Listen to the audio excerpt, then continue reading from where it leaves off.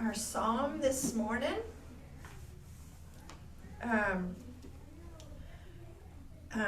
I just opened it up and picked the first one I saw, and it's Psalm 96. Okay. All right. And this kind of fits with the lesson this morning. Oh, sing to the Lord a new song.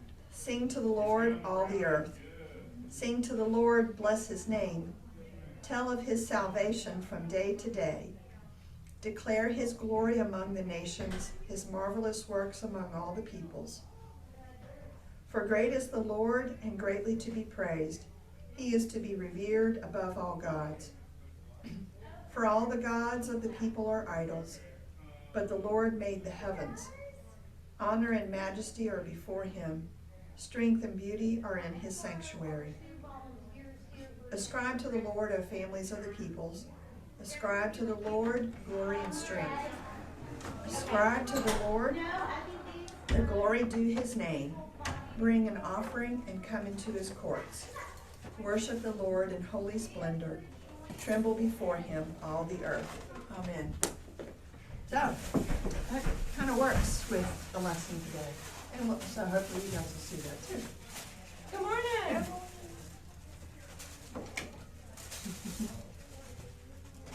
All right.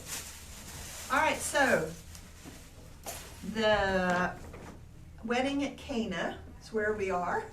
We're in the middle of it. So I'd like for us to start off with reading the story to bring us all sort of up to date. So I need one person to read the story just to bring us all up to date. And then I'd like for one person to be designated as we go from verse to verse to read that verse. Okay? So you want to be the person to read verse to verse? I'll do whichever job you want. Okay. How about if you read the verse when we get to it, and I'll prompt you. Okay. All right, when we get to that verse. Anybody want to read it's John chapter 2, verses 1 through 12. I'll read it, in fact, if you were here. Sure. On the third day there was a wedding in Cana of Galilee, and the mother of Jesus was there. Jesus and his disciples had also been invited to the wedding. When the wine gave out, the mother of Jesus said to him, "They have no wine." And Jesus said to her, "Woman, what concern is that to you and to me? My hour has not yet come." His mother said to the servants, "Do whatever he tells you." Now standing there were 6 stone water jars for the Jewish rites of purification, each holding 20 or 30 gallons. Jesus said to them, "Fill the jars with water," and they filled them up to the brim. He said to them, "Now draw some out and take it to the chief steward." So they took it. When the steward tasted the water that had become wine, and did not know where it came from, though the servants who had drawn the water knew, the steward called the bridegroom and said to him, "Everyone serves the good wine first, and then the inferior wine after the guests have become drunk. But you have kept the good wine until now." Jesus did this, the first of his signs, in Cana of Galilee, and revealed his glory, and his disciples believed in him.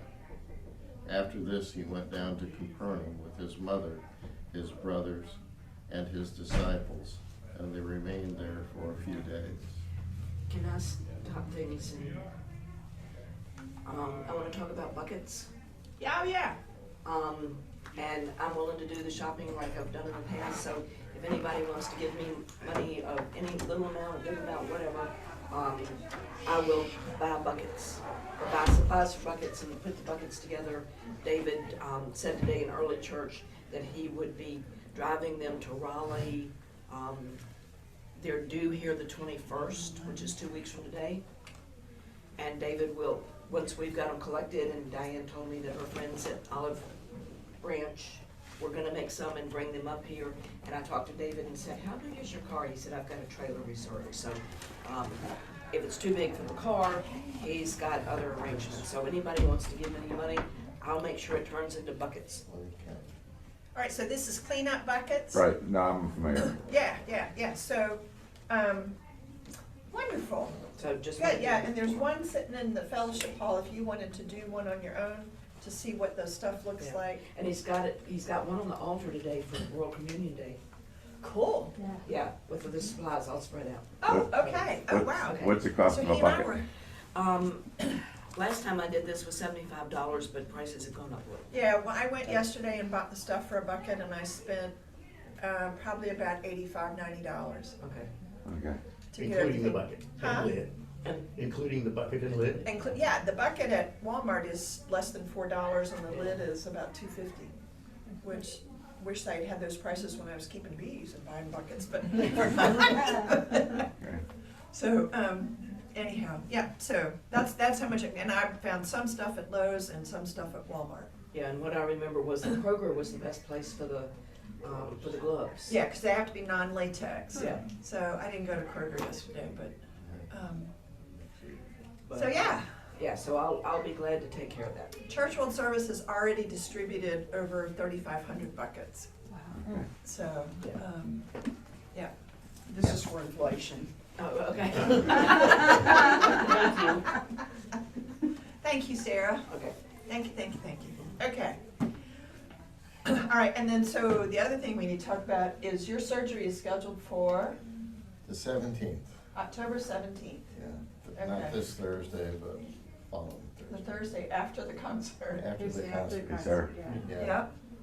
And you'll be in the hospital for about a week at MCV? They say I'll be in there for a week, and I don't really know much about, I was even thinking probably it's a 7-hour surgery.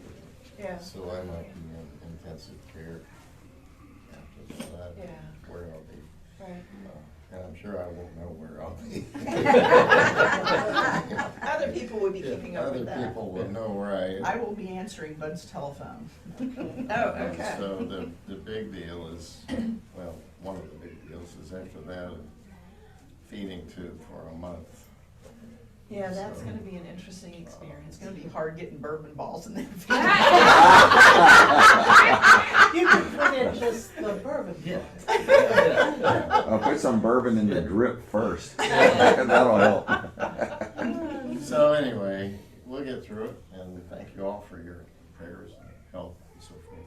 Which hospital? I'm sorry? MCV.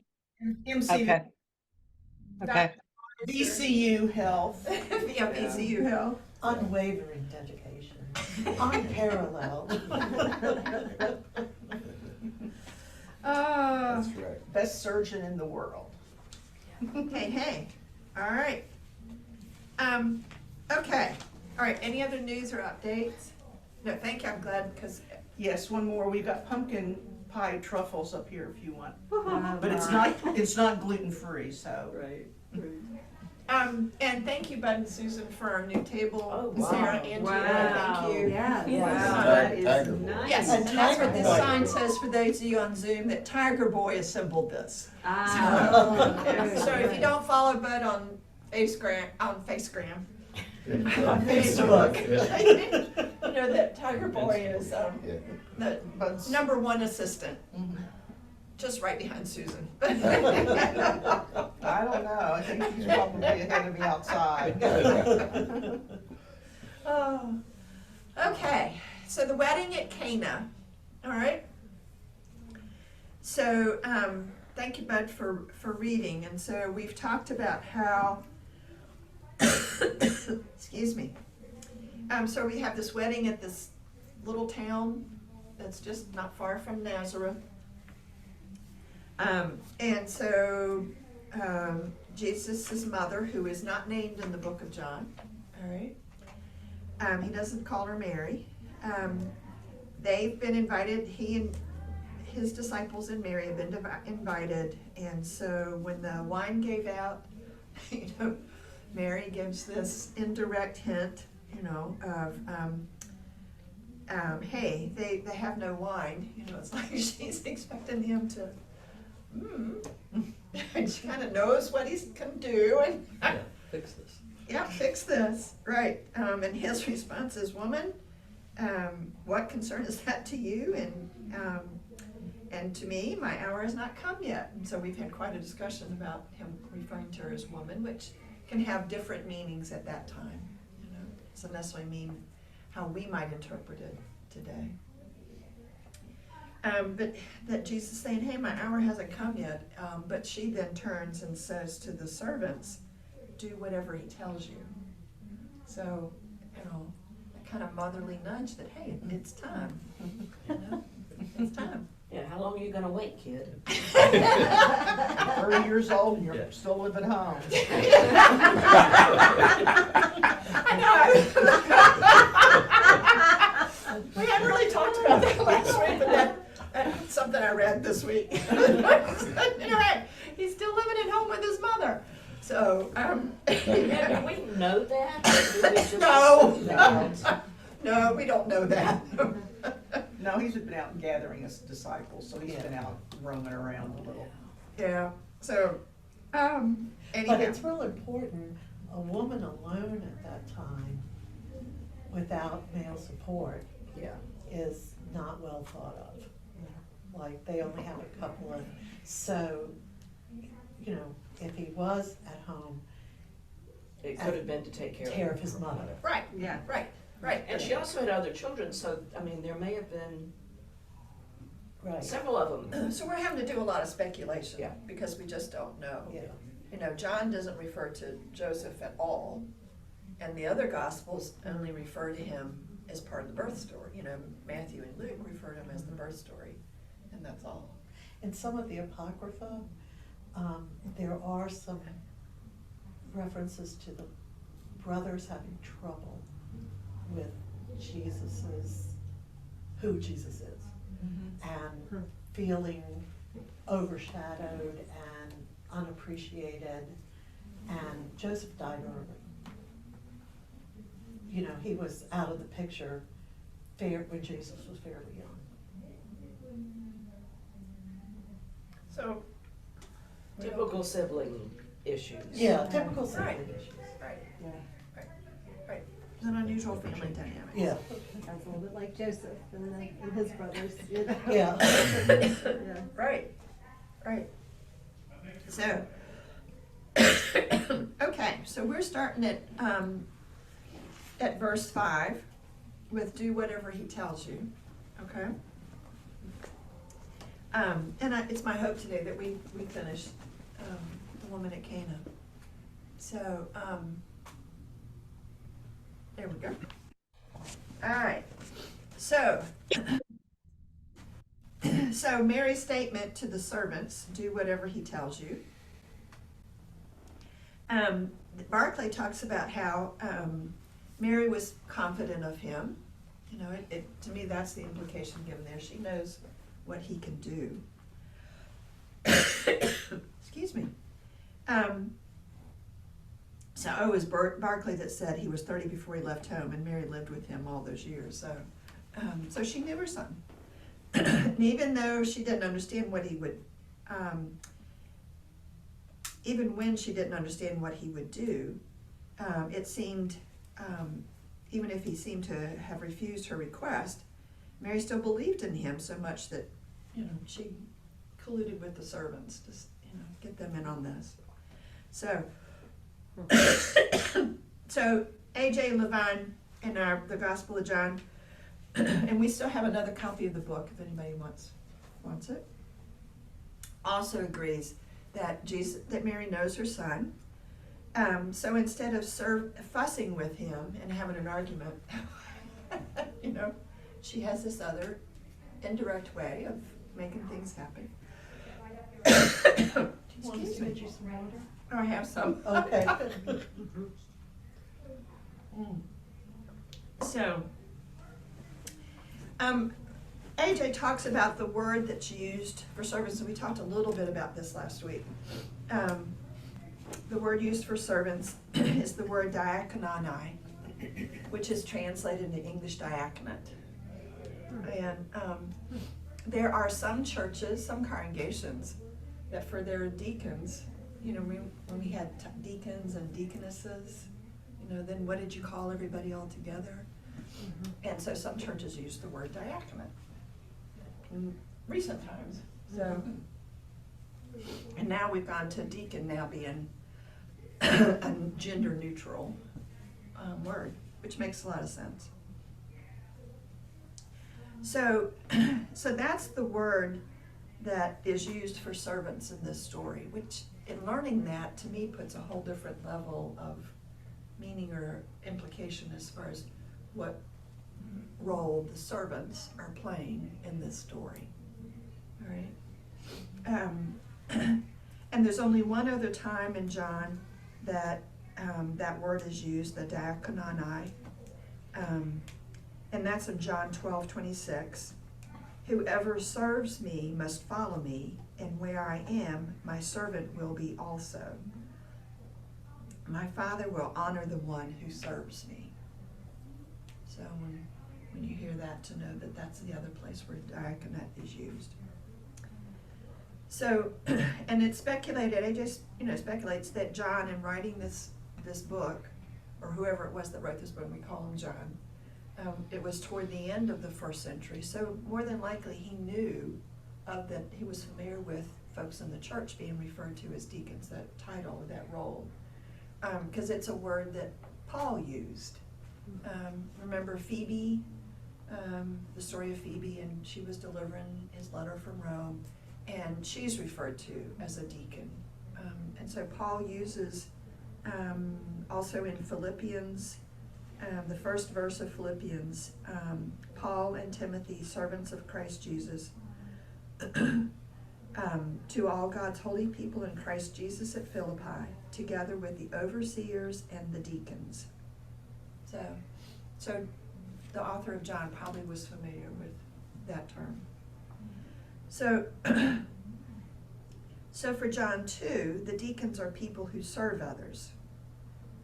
They also listen to Jesus, when he gives the directions.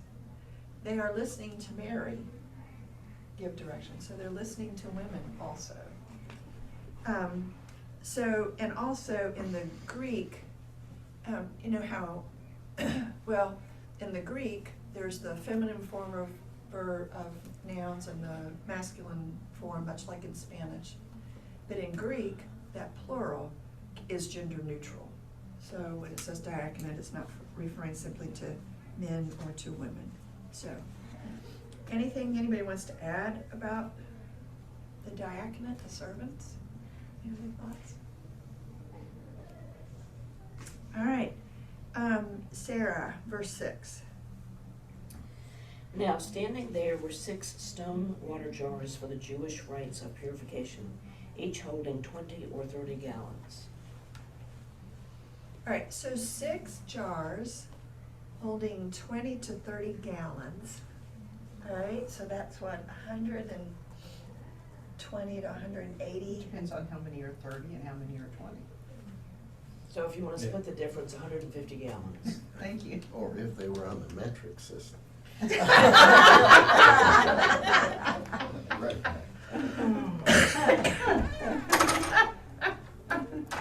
All right. So either way, it was a lot of water that was in those jars, all right?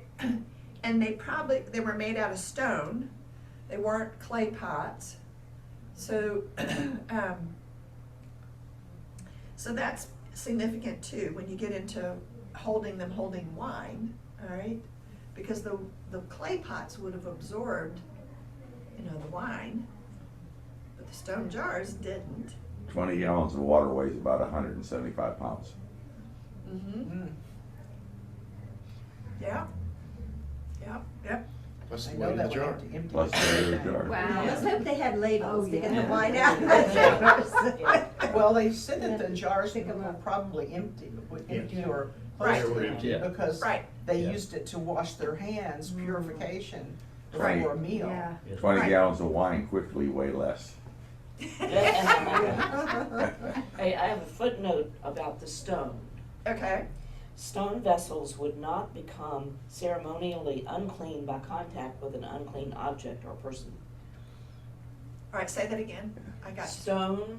Right. Stone vessels would not become ceremonially unclean. A clay pot can absorb impurities So it, and could Okay, be gotcha. unclean. Right. Stone is always ceremonially clean. Right, okay. That's why they use them for purification. Right. They're always gonna be. Right. clean. And this was something that everybody did, that, AJ, somebody makes the point that, you know, the Pharisees, this was something they took as, you know, to everybody, for everybody to do, not just the priests in the temple, but for everybody to do, to wash before a meal and between each course. Barclay makes the point. And if it was not done, then your hands were unclean, and hands were held upright, and water poured over it so it ran to the wrist, and then with hands pointing down, water was poured so it ran off your fingertips. All right? Well, that's messy. And then the palm was cleansed by rubbing it with the fist of the other hand. Yeah, Okay. I know, so you've got a big, so that's, you need a lot of water to wash a lot of hands. So, all right. So Barclay makes the point that, you know, the story that he thinks that John, the writer of John, was probably a Jew, all right? AJ makes the point that many of the people who are hearing the book of John are Jews, all right? But there are also Greeks that are hearing this story. So, all the details that John writes are significant, you know, so there's layers of meaning in all of this. So,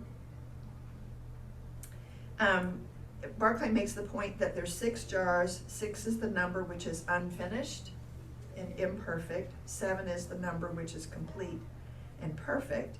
So the 6 water pots stand for all the imperfections of the law. This is how Barclay interprets it. And to put it in their place, in place of the imperfections of the law, the new wine of the gospel of God's grace. And so Jesus turns the imperfection of the law into the perfection of the grace. All right? And So- that day, Barkley had too much time on his hands. You know what I mean? I mean, we could sit and count our toes all day long, you know, any of us. And when we come up with that kind of nonsense, it's no more, you know, justified than anything we can come up with. Well, You know, just give me the facts, you know.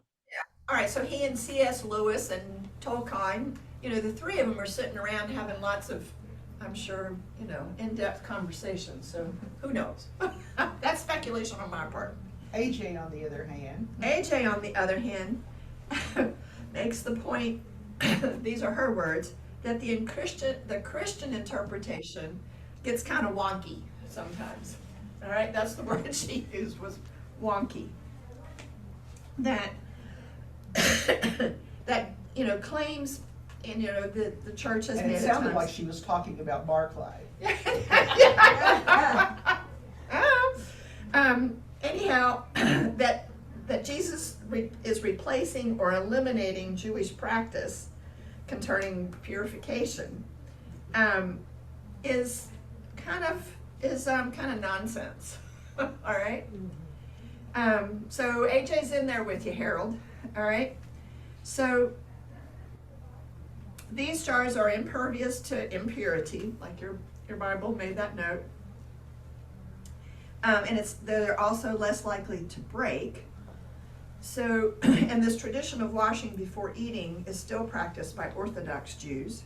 So, and now we wash our hands before eating to keep from getting sick. But we can add that level of meaning, you know, to it. And it comes from Exodus. So the tradition of washing before eating is still practiced by Orthodox Jews, and it's related to the Pharisees' extension of priestly privilege outside the temple. Since Israel is to be a kingdom of priests and a holy nation, that's what's in Exodus. You will be for me a kingdom of priests and a holy nation. These are the words you're to speak to the Israelites. So Jesus isn't doing this, AJ says, to do away with this tradition. Because he and his disciples, they've just done this tradition. All right?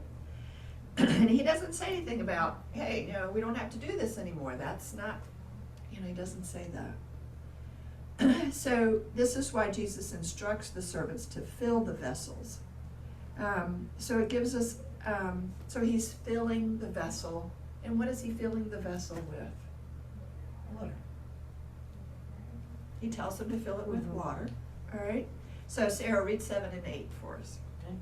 Jesus said to them, "Fill the jars with water." And they filled them up to the brim. He said to them, "Now draw some out and take it to the chief steward." So they took it. Okay. All right, so it's filled with water. All right. And the master of the banquet, which AJ interprets as the catering manager. All right. So anyhow, he goes and gets some of this, and all right, fill the water, fill it to the brim, and they took it to the catering manager. And then in 9:10, what happens? When the steward tasted the water that had become wine and did not know where it came from, though the servants who had drawn the water knew, the steward called the bridegroom and said to him, "Everyone serves the good wine first, and the inferior wine after the guests have become drunk. But you have kept the good wine until now." All right, so when did it change to wine? I saw the movie.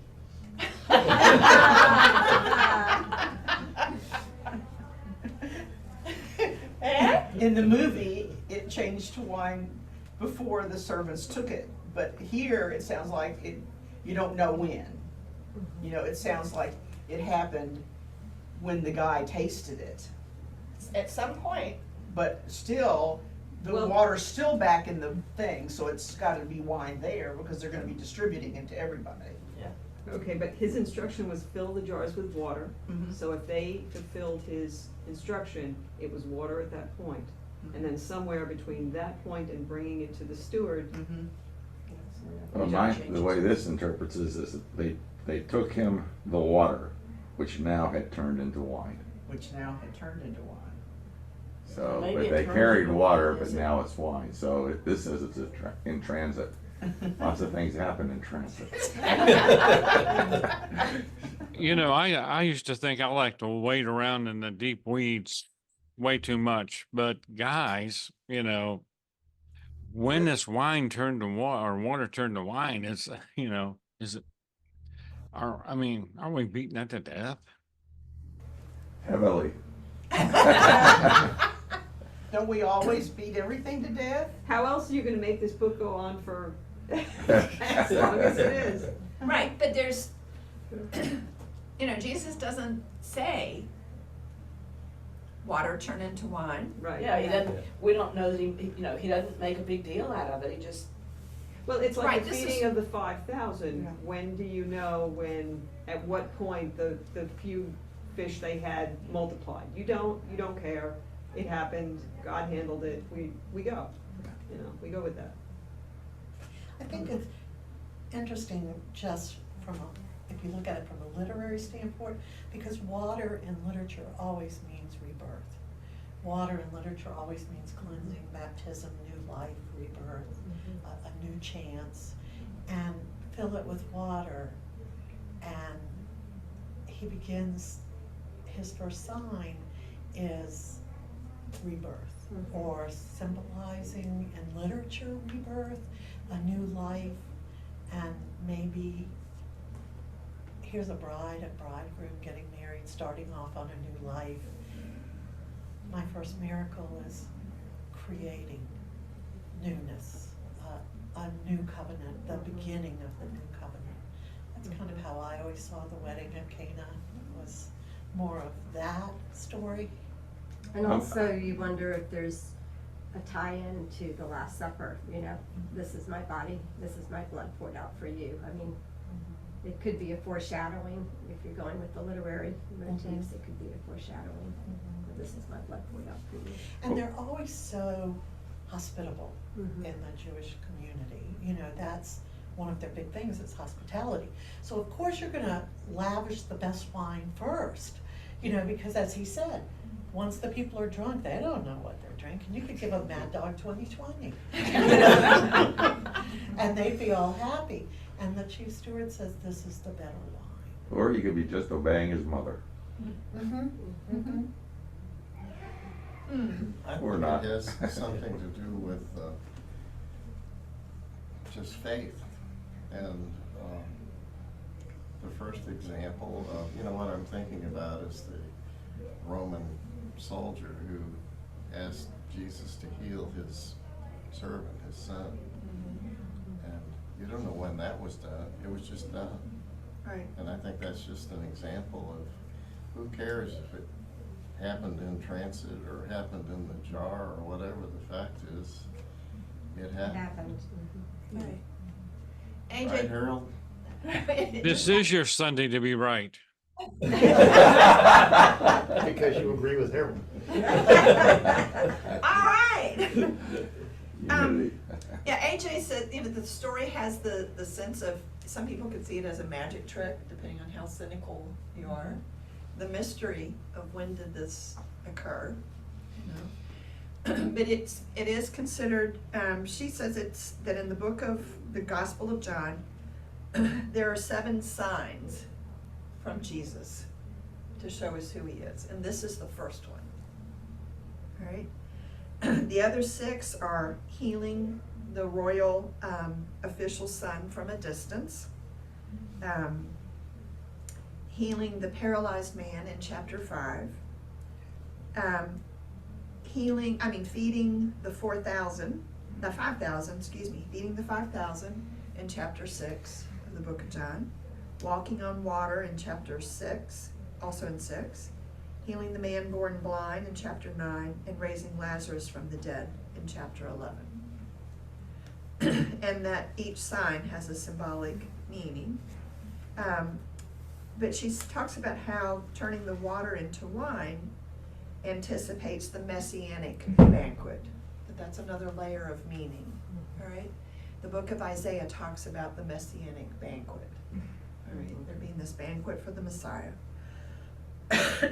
So that, you know, you're at this banquet and this person that we know in reading the book is the Messiah, but it's the first sign for the people who don't know, that are reading the book for the first time. It's always puzzled me a little bit, and maybe she talks about this, but why the first sign would be something that seems, I don't want to say trivial, but, you know, healing someone who's paralyzed or someone who's blind really speaks to my heart in a way that making some more wine for a wedding doesn't. You know what I'm saying?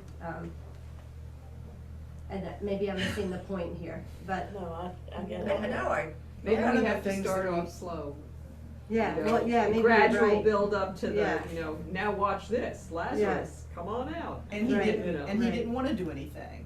Yeah, he didn't, yeah. His mother, though, was apparently, had some involvement in this wedding, Wedding. where she would not have been able to tell the servants what to do. Right. And Or she so, wouldn't have known they'd run out of and it wine. would be an embarrassment to his mother Mm-hmm. if they ran out of wine, you know, and so, you know, could have, Yeah. his mother and the party, right? and that See, apparently. Harold, he was obeying his mother. Yeah.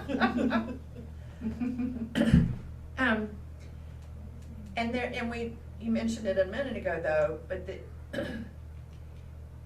the wine being something that comes back time and again, not just at the Last Supper, you know, but also, also when chapter 15, where Jesus talks about, I am the true vine, Oh, yeah. All right? So, and then at the crucifixion, when he I says. provide the best wine. I provide the best wine. Oh, from I am the vine? No, well, Jesus provides the best wine. Yeah. Yeah, that's another layer, right? Right. Well, Jesus used wine to mean the Spirit too, the Holy Spirit. I mean, he uses that term when he's talking about the Spirit, like, during the Last Supper and all, he's talking about, the Spirit, not his blood, based on what John says just a little bit later. Yeah. So it introduces, John's introducing to us that concept, because we're just a few verses after that whole the intro in the first of John, where it talks about, Jesus has been part of God from the beginning. So lots of layers of meaning. So, Sarah, you did read 9 and 10, right? Yes. Okay. All right. All right, so verse 11. Jesus did this, the first of his signs, in Cana of Galilee, and revealed his glory, and his disciples believed in him. So how did this reveal his glory?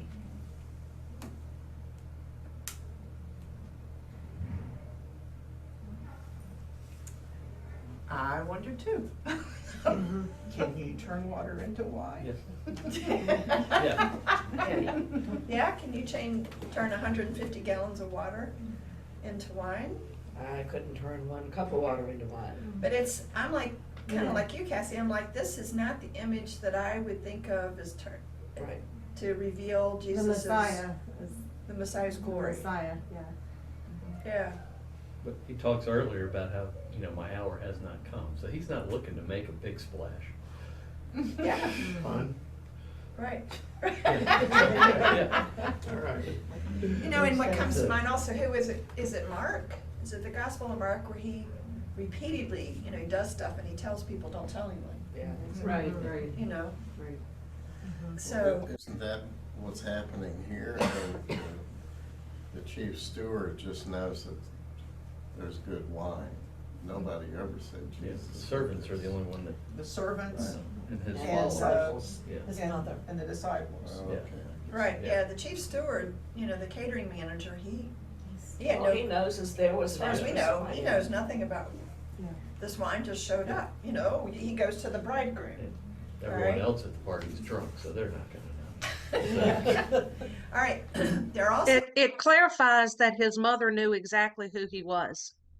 yes. Yes, it does. Yes, which we know from Matthew, she knew from the beginning who he was, So, because we've got all this collective knowledge from all these Gospels, and the writer of John probably, had access that's thought to the other Gospels, because his was thought to have been written after the other Gospels, so he may have had access to them. But yes, that Mary knew who he was. And knew when it was time, the same way, a mother bird will start nudging her chicks out when it's time for them to fly. Mommy knows, Yeah. and she has to give that nudge, and this was just her nudge. Like, Right. I should have worn my shirt that said, "Hold on, let me overthink this."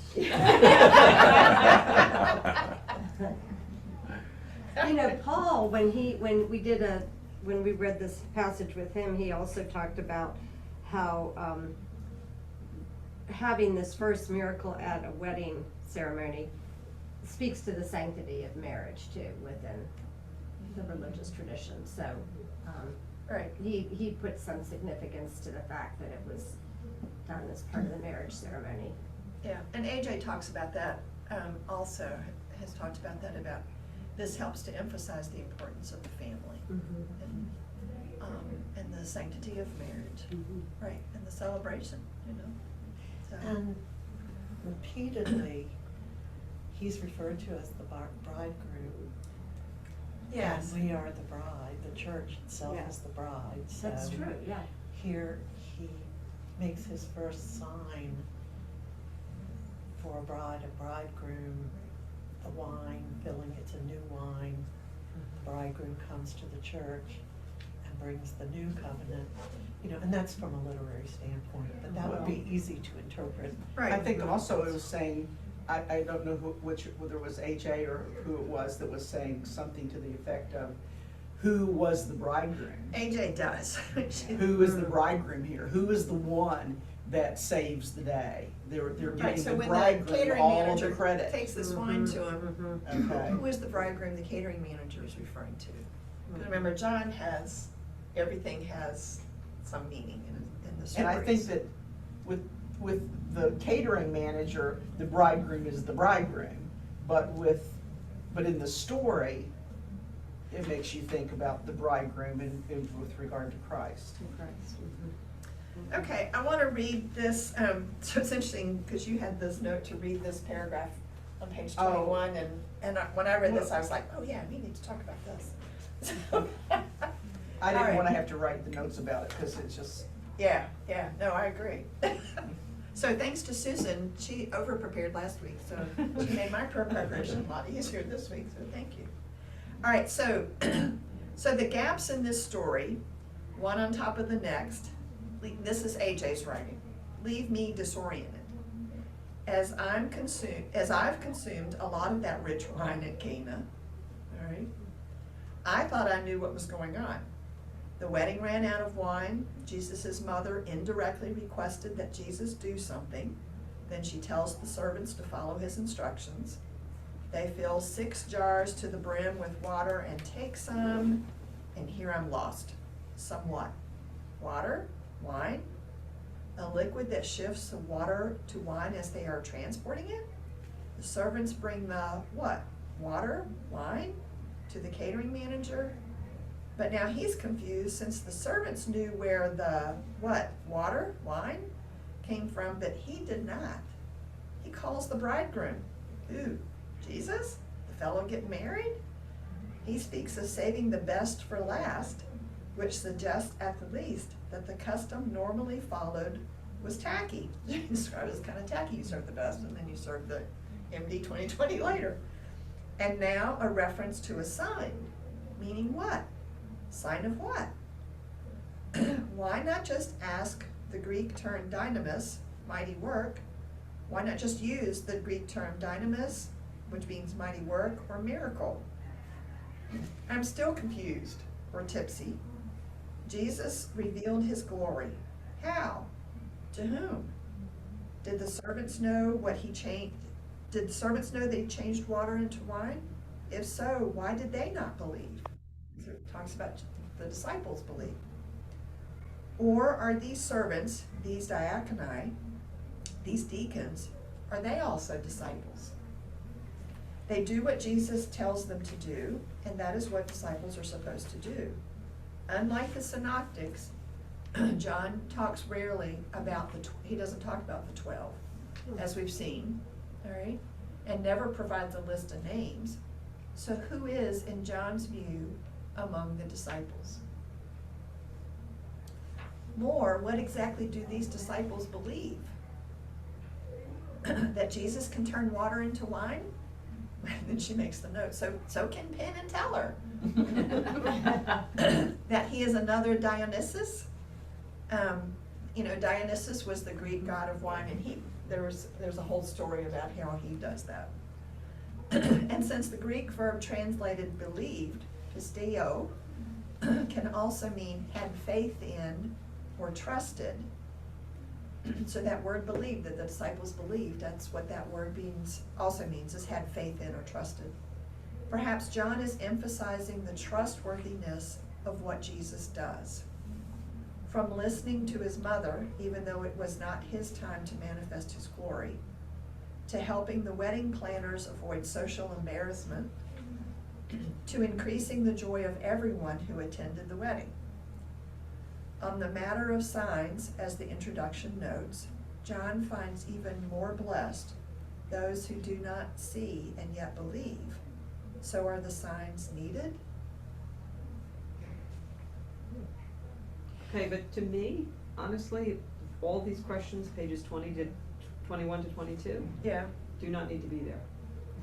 In other words, we're overthinking this now to the point of, to me, none of these questions need to be asked. You're looking to read into more that this is about faith, this is about accepting the fact that Jesus is God. And at some point the water turned into wine and his ministry began. And we keep going, And you know? I know you said, who was John written for? It wasn't written for the Jews. Matthew was written for the Jews. John was written for the Gentiles. And so And they would have known the story of Dionysus. I always go Dionysus. Yeah, and besides that, I agree that this was, you know, his disciples, they're newly chosen. Right. And you have to question yourself sometimes. I just left everything I have held dear in life, and in following this person because I believe he's the Messiah. You know, here he does this sign, and it says, and the disciples believed. You know, maybe what it was also was, yes, all the reasons why he did this, but also maybe, see, you are on the right path. Well, and with the Greeks, they had their god of wine who changed water to wine, okay? Behind closed doors. Behind closed doors, Yeah. in a sealed, they put the water in a sealed room, they had people go to it, they went back to it the next day, the door was still sealed, they went in, it was now wine. And so, speaking to the Greeks, here's Christ who's doing that, so Christ. But he's not doing it behind closed doors. No, he's not doing it behind closed doors, Right, so there's a he's the different- one, you know, so that the Greek who can say, okay, Bacchus, you're out, Christ is in. Right, yeah, Christ. And we think about, wasn't it Elijah on top of the mountain where the people bailed, they prayed and prayed and prayed that he'd set the wood on fire? And then Elijah says, let it down, put water till it's flowing off the mountain, and almost like snaps his fingers in the fire. None of what God does is ever behind closed doors. You know, even in the crucifixion, he tears the cloth as if to say, there are no more mysteries for you. Like, come into my presence yourself and see what I do. I'm not hiding things from you. Right, but if you're a Greek and you're reading John or hearing John being read for the first time, all right, what could some of these questions be to you? You know, and we can't take it out of context. There's this whole concept. This is the first sign, you know, in the book of John as to who Jesus is. This book is to tell people who Jesus is. So AJ brings up these questions, but then this is the next paragraph, and I wanted to close with this paragraph. Go ahead. No, that's okay. Oh, all right. So John will help us regain our balance, although there's something about the gospel that remains, well, heady. When Jesus announces in John 15:1, I am the true vine and my Father is the vine grower, we will remember the wedding at Cana. As Jesus is dying, some people by the cross put a sponge full of sour wine on a branch of hyssop and hold it to his lips. Jesus receives the wine and then, fully aware and in control, announces, it is finished. Again, we remember the taste of the rich wine at the wedding, and we know that the rich wine will replace the sour wine, just as the living body of Jesus will replace the corpse. So it's changing what is to something better. John is about that higher, that heady message. I would rather drink the water. I don't like wine.